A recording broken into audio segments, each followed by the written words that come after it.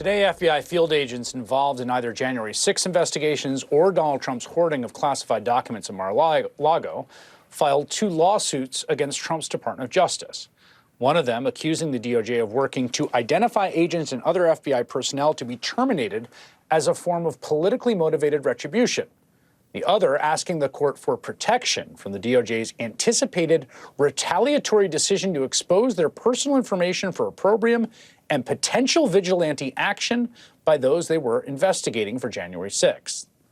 The agents are asking for protection from possible violence from the very people they investigated surrounding the January 6th insurrection, the same people, many of whom engaged in violence and were in prison but were all pardoned by Trump and are now out. The lawsuits claim, quote, since receiving their presidential pardons or commutations, the leaders of the January 6th riot and others have tagged FBI agents who worked on the investigation on social media. That agents have been informed that some of their personal information has already been posted by January 6th convicted felons on the dark web. Senator Sheldon Whitehouse, Democrat of Rhode Island, is a member of the Judiciary Committee, which oversees the Department of Justice, and he joins me now. First, Senator, do you think these individuals have a case here?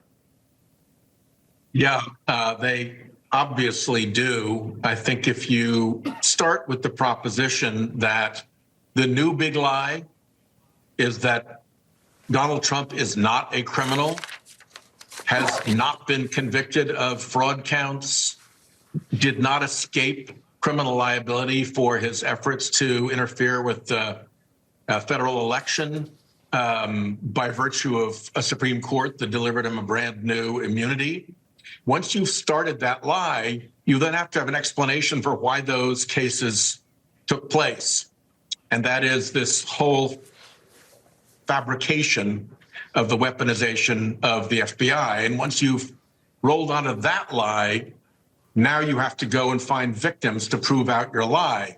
But in a court of law, it's a whole different thing than out on X or social media or just in the political bullying that the Trump administration specializes in.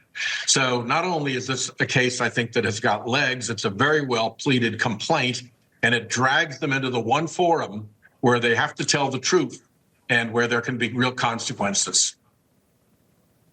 It strikes me that not only is it apparently, I think, a violation of the law and civil service protections, but they also make the point that it's unconstitutional to target people for their political beliefs, even that the political beliefs weren't what was happening here. They were just doing their jobs. But we're talking about hundreds and hundreds of FBI agents throughout the Bureau. And I would imagine these are people whose own politics really range. I'm sure there's many who voted for Donald Trump himself.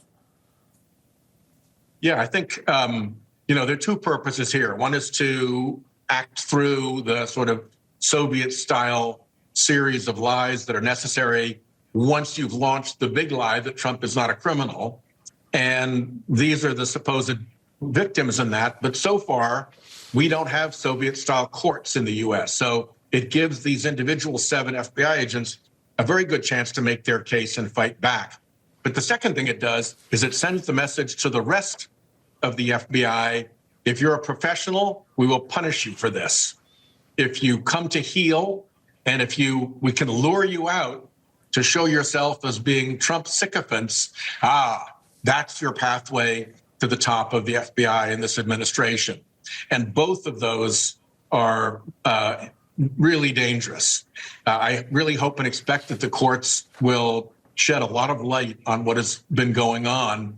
And again, read the complaint and you get a really harsh reminder of what January 6th was like, what these individuals really did who Trump pardoned, many of whom have gone back to committing crimes again. One was killed in a shootout with the police. The other one had an armed confrontation with the police. Another was soliciting minors.